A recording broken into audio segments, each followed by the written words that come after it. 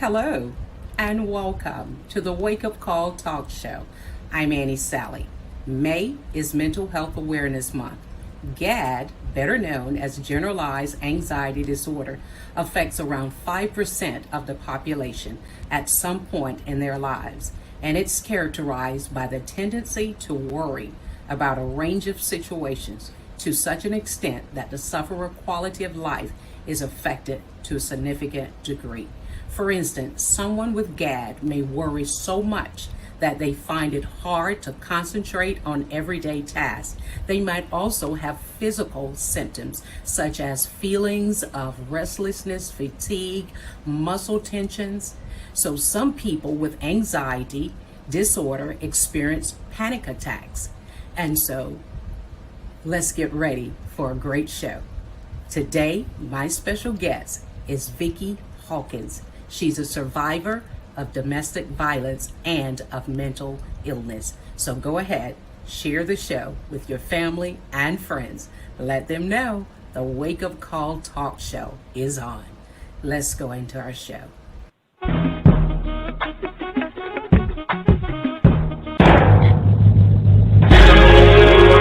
It's time for your wake-up call. Wake up the passion and God's purpose in you. In the Wake Up Call radio show. Join host Pastor Warren and Annie Sally and their guests for a powerful dialogue. Real talk for everyone. Find us on Facebook, Twitter, and Instagram. Hello, and welcome back to the Wake Up Call Talk Show. Vicki, I am super excited to have you on the show to share your journey. So thank Thank you. you, thank you, Thank thank you you. for being here. Vicki, before you began your story, could you please share with our listeners what inspired you to be an advocate? Um, I don't want anyone to go through what I went through. And if they are going through it, I just want to help them to let them know that they can overcome. Um, I just, what I went through was not for me. It was so I can share my story, so I can encourage and let other women and even other men know that it's not the end and it's never their fault and that they can too overcome. All right, very powerful. Thank you so much for that. Well, at this time, please go ahead and share your story as it relates to mental illness and whatever you desire to share with us. Yes, ma'am.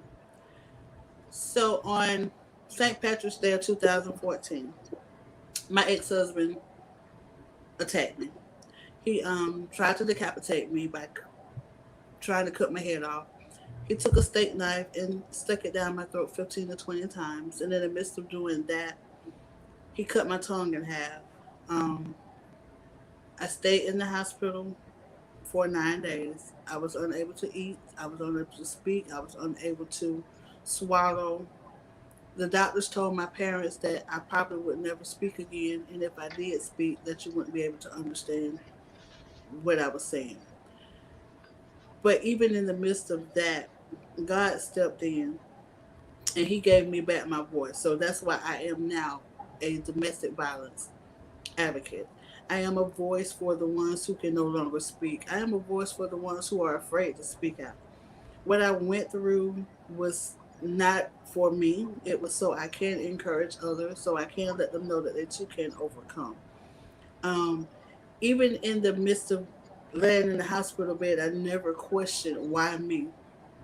Matter of fact, I remember saying and thinking it had to be me because God has a purpose for my plan, has a purpose for me.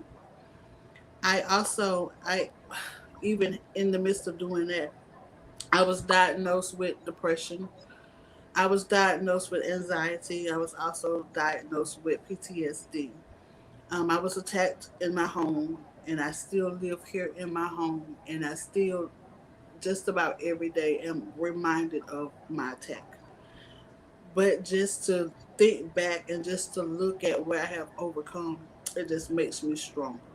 It just lets me know that I am a survivor. It lets me know that I am one of God's chosen, and I'm very thankful and I am very grateful that He chose me to be the person that I am. I never questioned why. Matter of fact, my attack made me a better person because I was headed down a wrong road of destruction. I was doing things that I knew I wasn't supposed to do. Um, but it changed my entire outlook on life. I am now just a believer, an overcomer, an encourager, and I just want to others to know that they're not alone. You're never alone. If you've gone through domestic violence, if you're going through domestic violence as we speak, it's not your fault. It's never your fault. You never deserve anything. Love is supposed to build you up. Love is supposed to encourage you. Love is supposed to make you a better person. It's never supposed to tear you down. It's never supposed to make you angry. It's never supposed to make your self esteem less than. It's supposed to just make you a better person. So if you're in a relationship, and I know it's very easier said than done, if you're in a relationship where you're unhappy, where you are being abused, whether it's mentally, whether it's physically, whether it is sexually or financially, please seek help. Please get a plan together. Please get your support group. And please, please be safe. Be safe. Mental health, mental illness, mental health awareness, mental health. Let me just say it like this: Satan comes to steal, kill, and destroy. And he starts with the mind. But you have to be so much stronger than that. You you have to just stay prayed up. You can't let it get to you. And if you do, there is help available. You're not alone. There are people out here who are willing to help you. Um, Even in the midst of that, even after the past relationship, that relationship, I was in another relationship that took a toll on me. I have to constantly pray. I have to constantly seek. And let me just say that, especially in the African American society, most of us don't want to seek help. Most of us don't want to seek therapy, but it's okay. It is okay not to be okay all of the time. You're not perfect. You are human, and we make mistakes. We feel, but you have to be strong enough, or you have to have a support group that's there to help you, to help you overcome. It's okay not to be okay, because if you was okay all of the time, something would be wrong with you then. So it's okay not to be okay. It's okay to seek help. It's okay not to be strong, because at your weakest point, that's when God is trying to pull you up out of something. I just want to encourage you all, anyone, to just get a support group, get someone that you can talk to, get someone that is there for you, and don't try to do it alone. Don't try to do it alone. Even if you have to reach out to me, don't try to do it alone. That's what I'm here for. There's people out here, and there's help. Thank you. Wow. Wow. Vicky, thank you so very much. You left a lot of great nuggets in there, and I want to talk about several things before I talk about the nuggets. How important was your support group, if you had one, your support team, the people that rally around you? How important was that to um, your healing? It was my everything. I couldn't have done it without my God or without my support group. Um, I'm a very private person. I still am very private. I went through my actual abuse by myself. I didn't let anyone know what was going on until the day when the actual attack happened. And at that point, it was out of control. Everybody in the state of Georgia knew what happened to me because after he attacked me, he stole my vehicle, and there was a manhunt from him. So it was the APB I owned. It was all over the news, all everywhere. So everyone knew. So I could no longer hide. So yes, my support group was just there to say, Vicky, we're here for you. Vicky, you're okay. Vicky, you're not alone. And I just noticed on the screen I put my name as Victory. And I didn't tell you that part. See, in the midst of me being attacked, in the midst of me swallowing my own blood, in the midst of me gagging and just knowing that I was dead, God changed my name from Vicky into Victory. So now my name is Victory. So I have no choice but to keep going because the battle is already won and the victory is already here. Every day is a victory, and victories don't come by accident. Wow, that's good. You mentioned that you suffered in silence. What would you say to those people that are listening, that will listen to your testimony? What would you say to them about suffering in silence? Don't do it. Don't do it. Let someone know what you're going through. Mhm. That's where your support group comes in. Get someone who you can trust. Trust is very, very important. Get someone who you can trust and confide in. Get yourself a secret code. So if you are being abused or if you're around your abuser, you can pick up the phone and say that secret code to whomever you chose to do it. And they can get help on the way. Um, yes, I suffered in silence because I had two young daughters and I never wanted them to see mommy hurt. I didn't want them to see mommy cry. I didn't want them to see, mommy being abused. They never saw it.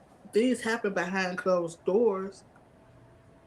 But I always wanted them to see the happy times. I want them to see the joy and the peace. I didn't want them to see the bad times because that was my duty to protect my daughters. Wow. Were you ever afraid that your abuser would turn from you to your daughters? Um, no, I wasn't. Okay. Okay. Talk a little bit more about support. Now, you said your supporters were very valuable to you. Now, was that friends and family, or were you a part of a support group, or both? At the time, it was friends and family. I had two very close friends who came to my rescue. I had family who I had would not let me be alone after my attack. Like I said, my attack happened in my house. So when I came home from the hospital, there wasn't a moment when someone was in the house with me that was checking on me to make sure that everything was okay. I was not alone because they I don't even know. It was just the bond was there. After the fact, after I realized exactly what it was, then I joined the women's empowerment group. Um, I started speaking more, and so I started gaining, relationships with other women and just encouraging. And my church group was very, very, very supportive. Very supportive. Very good. Um, Talk a bit about your life beforehand versus today. How has this trauma transformed your life today, so far as work and the different things that you're a part of? How has it changed? Before I was very timid. I was very quiet. I was very laid back. I was socialized because I had to, but I, but then, um, I was actually going out to clubs, which is like a complete contradiction of who I was. But that was just to be accepted. But now, I no longer go out. Um, I'm more outspoken. I have an opinion. Before I had low self esteem. Now I'm very confident in who I am. I know my identity. I know my worth. Um, and I speak on it. I used to just let stuff slide. I'm still very caring. I'm still very nurturing. But now, when I see something that's not right, or when the Holy Spirit speaks to me and tells me to say something or do something, I do it. Before, I would be timid and not do it.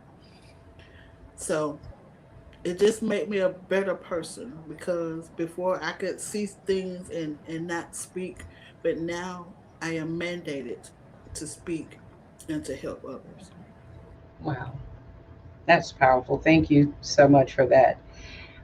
How has your journey affected those around you? You know, It to see who you have become. my family, my children, my parents, my sisters, my brother, they mean the world to me. Um, it brought my family closer, definitely. It brought my family closer together. The bond, before we was all doing our different things, but now we take the time out to call each other, tell each other we love them. So we're learning. It's a learning experience, because no one wanted anyone else to go through whatever, what we go through. So it just made us better. It Okay. brought us closer together. Okay. Oftentimes, when someone is traumatized, it causes us to climb up versus to reach out. Sort of, when someone is abused, you're very sheltered when it comes to new relationships. Have that affect you in that way with new relationships? Um, no, the guy that I was talking to, the guy that I was dating, we were friends during the time of my attack. So he came to my rescue. He's been there, very supportive, very caring ever since. Um, he's very overprotective of me, even to this day. Um, so I really haven't dated anyone except for him. So, but he was already friends, so he already knew what the situation was, and it did make us closer. It did bring the bond closer, because, like I said, he knew the things I had gone through, so I really didn't have to explain them to him. But even in that, it's certain things. I'm sorry. It's certain things that trigger. Okay. There's certain triggers. There's certain movements. There's certain sounds. There's certain things that, to the average person or anyone else, it wouldn't bother. But because of what I went through, it is very in my ear, and I'm very aware. I'm very, very aware of my surroundings now. Very aware of my surroundings. And that was my next question. Um, Walk us through your mental illness. You know, you talk about some triggers. So, talk about some of those triggers and talk about how you combat some of those triggers. Because people that have been traumatized, though we overcome, there are certain triggers that brings back the memory or bring back the event. So talk about that. One trigger is and this is crazy. During the daytime, I cannot have complete silence. Mm. I have to have something, some kind of noise, some kind of music, some kind of tapping, some kind of something going on at all times, and I have to know what it is. If it's completely silent, my mind goes to wondering. And then before my attack, I used to sleep with the television on or music playing. Now I have to have the house or my room completely quiet, so I can hear what's going on surround me, because I don't want any more surprises in the dark. Okay. And I think it's the darkness. I, Okay. Now, were you attacked in the dark? You were in your home, you said. I was in the home up on the carport in broad daylight. It was 8 o'clock in the morning because I had just come home from taking my daughters to school, and I actually brought my baby daughter back home with me. So I was attacked in the daylight, but because I don't know what, it's just something about, and I know what it is. It's the darkness. Hmm. Hmm. Okay. Wow. So, what were you diagnosed with? What type of mental illness were you diagnosed with? I was diagnosed with PTSD, post traumatic stress disorder. I was also diagnosed with depression and anxiety. Okay. And how does those diagnoses affect your everyday life? I can see anxiety. I don't like to be in crowds. I don't like people behind me. I don't like loud noises. I can't stand that, and that's also part of the PTSD. The depression comes when my mind goes to wandering and when I can't quite figure things out or things aren't going the way that I think they should be going. I tend to shy away and separate myself from people. Um, I used to sleep all of the time. Like I just wanted to sleep and then wake up. Um, I have attempted suicide, um, but I'm still here because I realized that if God allowed me to live through what I went through, what made me so special to try to take my own life. So that in itself is something completely and totally different. So yeah, it was a trying time. It Okay. was a trying time. Okay. Very good. Thank you for sharing that. Oftentimes when it comes to depression and mental illness, and that's why we do the awareness to bring awareness to our community that it's okay not to be okay. And you mentioned that early on. Um, we all deal with some type of um, mental illness throughout our lifetimes. Um, and the thing about it, people don't quite understand. And I've heard people say, well, just snap out of it. It's not that easy. Talk to those people that think, okay, it's over, it's been years, just snap out it. Why can't you go back out? Why can't you be in the crowds? Talk to those people and help them understand from where you're sitting, the one that has the knowledge and the experience. Help us understand that. It's like I say, every day is a victory. Every day is different. Every day that you overcome, you don't relive or you don't rethink the same episodes. Mhm. I can wake up in the middle of the night and see my ex husband standing in my bedroom door.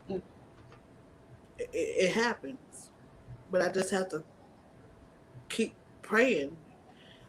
And like I said, it goes back to a mental status. It goes back to your mind's playing tricks on you, and it's Satan doing what he's supposed to do. So you have to be stronger than him and just start speaking life back into yourself. Yes, your support group is very important, but you have to learn your own self worth and you have to learn to speak life into yourself and encourage yourself. So that's very important. Um, no, it's not easy to just snap out of things. It's not. You just have to live through it and keep out the negative. Always focus on the positive things. Even when people are saying negative things to and about you, you focus on the positive and don't let the negative get to you, because if you start thinking the negative, if you start dwelling on what people are saying, and that's when the depression starts to kick in also, because you start feeding that back into yourself, and you can't do that. You have to feed yourself positive energy and be around positive people, read positive literature, watch positive shows, um, listen to positive music. It's all of what you put into your body. It's the energy that you get back out of your body. If you're constantly around negative things, that's what you're going to grow into. So you have to change your mindset. It all starts with that mind, because if Satan comes to attack your mind, the rest of your body's going to follow. But if you're strong enough, or if your support group is strong enough to speak life back into you, you're going to eventually get back up. And you're going to eventually start living again. And you're going to eventually overcome. But it takes time. It's not going to happen overnight. It's been 7 years since my attack, and I'm still, every day is a victory. Every day is a struggle. Every day that I wake up and I have breath in my body, I was like, okay, God, it's me and you again. What we gonna do today? You got victory here, so let's do this. So, and every day is something different. Every day is something different. So, so what you're saying, every day is a challenge. So it's a work in progress. A work in You, progress. Yes, ma'am. okay, okay. And you have to work the work in order to survive through the day. Yes, ma'am. Right. And I heard you say that when you talk about the positive television shows, because some things are depressing. So that's a trigger. Don't do it, you know. And so certain people, talking to certain people with negative conversation, trigger. And so your mental health is yours to deal with. Your mental wellness is yours to work with, because people, oftentimes people feel as though others are to be their protector and their helpers and to get them out of every situation. And when it comes to mental illness, it's, though we have the community around us and backing us and wonderful people, we have the professionals, helping us with medication and that type of thing. And even the professionals will tell us that we have to work as well. Medication will do its part, but then you have to do your part as well. Is that true? Yes, it is. It's very much true. You have to want to get better. You have to Okay. want to heal, Okay. and you have to realize that it's not going to come overnight. It's Okay. a process. You just have to keep wanting to be a better person, wanting to have happiness, have joy, have peace. Um, you just have to want it for yourself, and it will come. It will come. Wow, thank you. Well, I know this show isn't about domestic violence, but we have a lot of folks online listening and those that will listen. And the questions they're asking, what happened to your abuser? Can you share that? He's in prison. He was sentenced to 66 years, and that was with a plea bargain. Um, yeah, he's there for that length of time. He was up for parole and denied. He was actually up for parole this year, and he was denied. Um, they charged him with aggravated battery, aggravated abuse, arson because he set my truck on fire, cruel to the children because my daughter was present, um, false imprisonment because he broke into my home, death by taking because he stole my truck. So yeah, he's in prison, and he'll be there for a long, long, long time. Okay. Now you said your daughter was present. How has that affect her? She's very timid. She's very protective of her mom, of course. At the time, she was 8 years old. Now she's 15. Um, and I can say something about getting married again or having a boyfriend, and she was like, "No, not again. No, not again." Um, yeah, she's very, very overprotective, Okay. and she actually had to go through counseling as well. Um, both of us went through counseling, um, but she speaks about it, and she was angry, very, very angry, and we had to find an outlet for her anger. Okay. Wonderful. Wonderful. So after your traumatic experience, have you been able to work outside of the home? Yes. Oh, good. That's Um, good. and to me, it's nothing short than amazing, nothing short than what God is doing. I am now a property manager, Okay. so I went from being very timid and not wanting to talk to people to having to talk to people all day long. But even in that, it's a ministry because God puts different people in my path. Mhm. And sometimes they think they're coming into the office to find somewhere to live, but God actually puts them there for another reason, for me to minister to them. So, yeah, I love my job. Wonderful. Wonderful. That's therapy as well. I'm glad you get to do that. A lot of people are not able to return to the workforce Yes, due ma'am. to being traumatized. Well, let's go to break, and we will be back. And in our closing, Vicki, please share with our listeners how they can get in touch with you, and how they can follow you. But we're going to take a break and we'll be right back. Stay with us.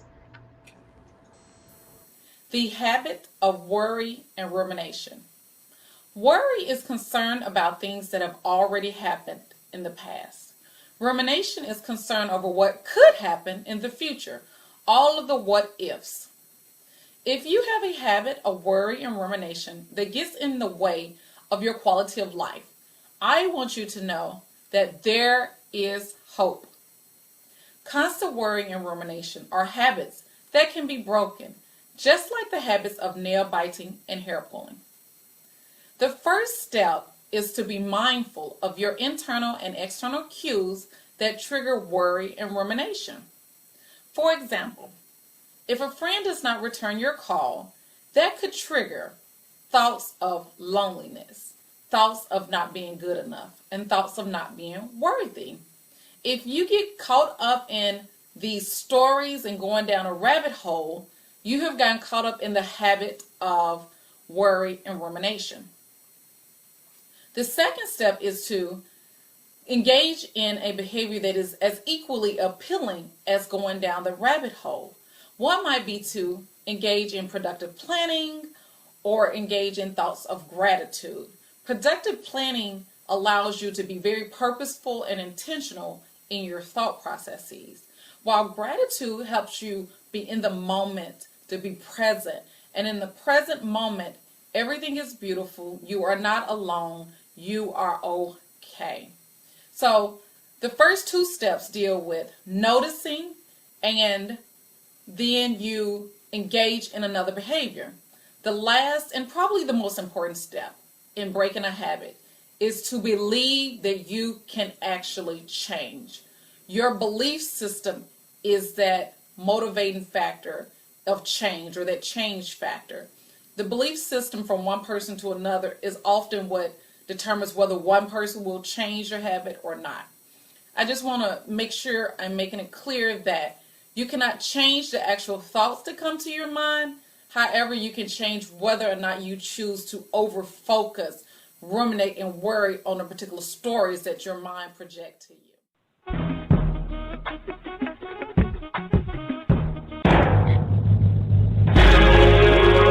It's time for your wake-up call. Wake up the passion and God's purpose in you. In the Wake Up Call radio show, join host Pastor Warren and Annie Sally and their guests for a powerful dialogue. Real talk for everyone. Find us on Facebook, Twitter, and Instagram. And we are back. Again, Vicki, thank you, thank you, thank you for sharing your story. I know every time you have to share it, you have to relive it in order to share it. But I thank God that you're strong enough through His grace to continue to tell your story. So many people will continue to be healed and delivered because of your story. So thank you so much. Any last thought for our listeners? I just wanted to remind anyone that is going through anything to know that you're not alone, that it's never your fault, that you can always reach out and get help. And like I keep saying, get your support system. Get your support system because it's very important. Don't try to do it alone. Don't please don't go through it alone. Yes, thank you. Thank you. Well, as an advocate, how can our listeners get in touch with you or follow you on social media? Through my Facebook page, which is Vicky Hockenbrook Hawkins, and I also have another page which is my name is Victory. Um, right now, those are the only outlets. You can email me at vicky.hawkins76@yahoo.com. Um, and I promise you, if you call me, if you inbox me, if you email me, I will get in touch with you. I just had one of my young friends, female, call me the other night at 3:30 in the morning, and all she said was, "Please pray for me," and that's what I had to do. I'm here.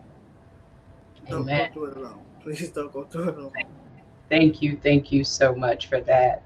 So they can follow you on social media, and you have given your website out as well. Well, we will continue to share the show.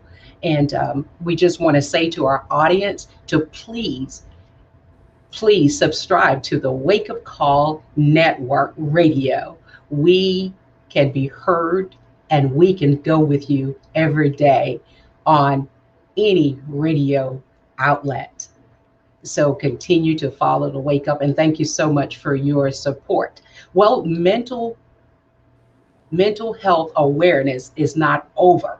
So we have two shows on tomorrow, 7 p.m. and 8 p.m. And we will look for you to join us right here as we continue to bring you awareness about mental illness. And so God bless you all. Thank you. Thank you so much for your support. Vicki, again, thank you. Thank you You're for welcome. being Thank all you. that God wants you to be. Thank you. You are truly a miracle. And I have to have you on every year to share that testimony and to let others know you don't have to suffer alone. That's right. That's So right. God bless you all. And remember, this has been your wake up call. God bless.